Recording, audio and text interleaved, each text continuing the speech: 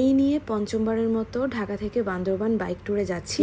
ভোর 5টায় ঢাকা থেকে রওনা হয়ে 7:30টায় আমরা পৌঁছে যাই কুমিল্লা হাইওয়ে ইন রেস্টুরেন্টে। আর আমার আজকের ভিডিওর ক্যামেরা অনই হয় হাইওয়ে ইন রেস্টুরেন্ট থেকে। ওই রোডে এটা আমার সবচেয়ে প্রিয় সকালের নাস্তার প্লেস। তাদের গরম গরম যেই মুচমুচে পরোটা, সেটা ডাল ভাজি আর তাদের একটা মিক্স সবজি আছে, ওইটা আমি অলওয়েজ ওই রোড দিয়ে যাওয়ার সময় সকালের নাস্তা হিসেবে খাই। খাবারের মান এক কথায় অসাধারণ। একেবারেই কম মশলায় রান্না করা তাদের এই ভাজিটা আমার কাছে সবসময়ই জার্নির জন্য খুবই তৃপ্তিদায়ক লাগে। এইবার আবার আমি একটু চালাকি করে একটা চিকেন স্যুপ অ্যাড করি এবং সব সময়ের মতোই চালাকি করে কোনো কিছু অর্ডার করলে আমি ধরা খাই। কর্তৃপক্ষের কেউ যদি আমার এই ভিডিওটা দেখেন তাহলে প্লিজ আপনারা আমার কাছ থেকে চিকেন স্যুপ রান্না করা শিখবেন। তবে হ্যাঁ, তাদের যে রেগুলার আইটেম সকালের নাস্তার সাথে ডাল ভাজি, সেটা কিন্তু অসাধারণ মজা ছিল। দুনিয়া উল্টে গেলেও সকালে 1 কাপ কড়া কফি না খাইলে আমার ব্রেন কোনোভাবে অ্যাক্টিভেট হয় না। যেহেতু যাইতে হবে অনেক দূর, আমি খুব কড়া করে একটা এসপ্রেসো খেয়ে নিলাম। একটু তাড়া ছিল, যেহেতু অনেক দূর যাইতে হবে, কোথাও খুব বেশি সময় নষ্ট হোক এটা আমরা একদমই চাচ্ছিলাম না। এই পর্যন্ত তো আকাশ ক্লিয়ার ছিল, বাট হাইওয়ে ইন থেকে একটু সামনে টানার পরে 15-20 মিনিট পর থেকে যে লাগাতার বৃষ্টি শুরু হয়, আমরা এক জায়গায় প্রায় 20 মিনিটের মতো থেমে থাকি এই আশায় যে বৃষ্টিটা একটু কমবে। কারণ বৃষ্টি কন্টিনিউ হলে কিন্তু চলাটা খুবই মুশকিল, গাড়ি টানা যায় না, একদমই একটা বিচ্ছিরি পরিবেশ হয়। কিন্তু ওই যে একদম বান্দরবন পৌঁছানো পর্যন্ত আমরা কন্টিনিউ বৃষ্টি পাই। আর এটা হচ্ছে বায়েজিদ লিংক রোড, যেখানে আসলে আমার মন অনেক ভালো হয়ে যায়। যাচ্ছি তো বড় বড় পাহাড়ের কাছে, বাট ছোট ছোট এই পাহাড়গুলো যখন স্বাগত জানানো শুরু করে তখনকার এক্সাইটমেন্টটাই আসলে অন্যরকম। আর বায়েজিদ লিংক রোডের কথা আমি যতই বলবো ততই কম হবে। যারা এই রোড দিয়ে যাতায়াত করে তারাই জানে এটা কত বেশি সুন্দর একটা রাস্তা। রোদিলা দিনে হোক, কুয়াশা হোক, মেঘলা দিন হোক, কিংবা এরকম ঝিরিঝিরি বৃষ্টি, বায়েজিদ লিংক রোড আমার কাছে সবসময়ই অন্যরকম একটা সুন্দর লাগে। এমন কখনো হয়নি যে বায়েজিদ লিংক রোডে গিয়ে আমি ক্যামেরা অন করিনি।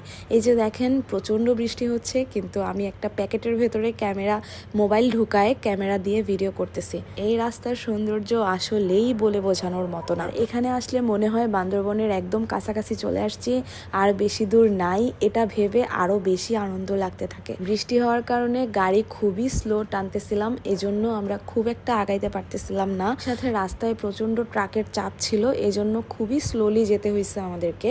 আর এই আমার আরেকটা প্রিয় জায়গা হচ্ছে কর্ণফুলী ব্রিজ।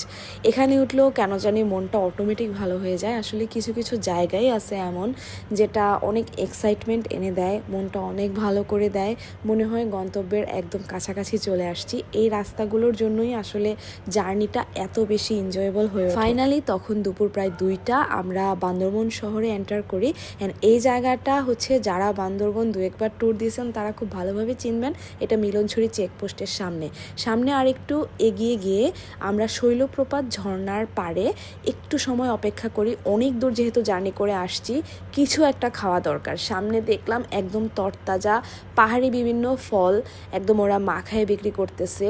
সো আমরা ওখান থেকে নিয়ে নিলাম একদম পাহাড়ি ফ্রেশ আনারস, তারপর হচ্ছে মেবি পেঁপে ছিল। বিশ্বাস করেন ভাই, এত দূর জার্নি করে এসে ফ্রেশ এই খেয়ে মনটা একদম ভালো হয়ে যায়। আর ওই যে সারা দিন বৃষ্টি হয়েছে, এজন্য ঝর্ণাতেও দেখলাম যে অনেক বেশি পানি, কিন্তু একদমই আমাদের হাতে দেরি করার মতো সময় ছিল না।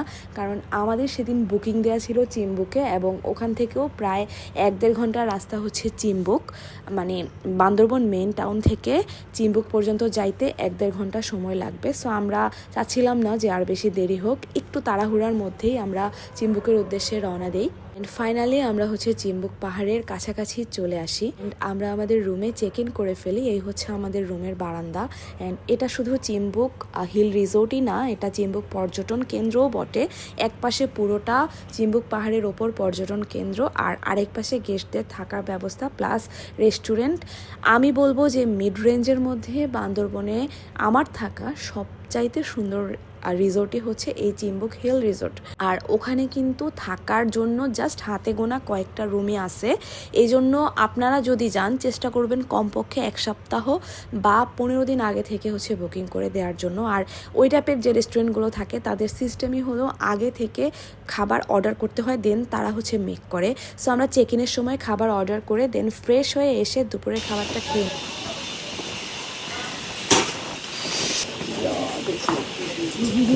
সেকেন্ডের মধ্যে মেঘ এসে একদম হয়ে গেছে। আর এই ভিউ দেখতে দেখতে এই কফিটা অস্থির। এখানে ওয়েদার চোখের পলক ফেলার আগেই চেঞ্জ হয়ে যায়। আমরা চেক ইন করার সময় কড়া রোদ দেখছি, আশেপাশে কোনো মেঘ দেখা যাচ্ছিল না, পাহাড়গুলো একদমই ক্লিয়ার ছিল। জাস্ট ফ্রেশ হয়ে নিচে নামতে নামতে একেবারেই চারদিক মেঘে একদম ভরে যায়, কিছুই দেখা যাচ্ছিল না, রিসোর্টটাও ঠিক মতো দেখা যাচ্ছিল না। সো আমরা এই সৌন্দর্য উপভোগ করার জন্য দ্রুত খাওয়া দাওয়া করে চিম্বুক পর্যটন কেন্দ্রের সামনে চলে যাই। অ্যান্ড বিশ্বাস করেন ভাই, এটা আমার জীবনের অন্যতম স্মরণীয় সুন্দর বিকাল ছিল। যেমন রিসোর্টটা সুন্দর, তেমন এখানকার মেঘের এত ঘন আনাগোনা আপনাকে জাস্ট পাগল করে দিবে। অ্যান্ড এটা সন্ধ্যার মুহূর্তে আমাদের রিসোর্ট। আমি যেই সময়ের কথাই বলবো, আপনি জাস্ট রেস্টুরেন্টে বসে থাকবেন, আপনার চারপাশে গভীর ঘন মেঘ এসে ভরে থাকবে, এই অনুভূতিটাই আসলে অন্যরকম। আর এখানে কিছু বিল্লু ছিল যাদের সাথে আমরা খুবই সুন্দর একটা সময় কাটাইছি।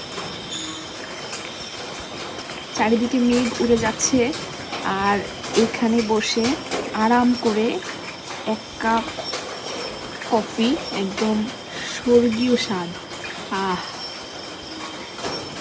সারাদিন প্রচণ্ড পরিমাণ জার্নি আর ধকল যাওয়ায় আমরা খুব বেশি রাত না করে রেস্ট নিই, কারণ পরের দিন আমরা আবার রুমার দিকে যাব।